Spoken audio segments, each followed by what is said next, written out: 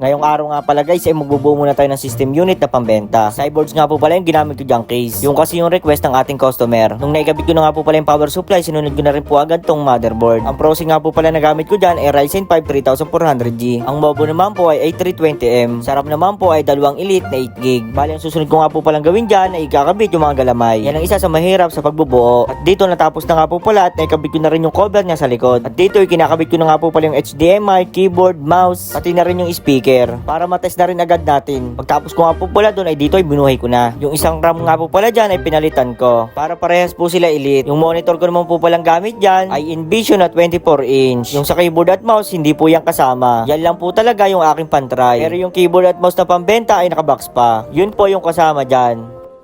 Bali okay na nga po pala siya. Kinaganda nga po pala dito ay magkasama na rin siyang remote para dun sa pan kung anong gusto mong kulay. Hey!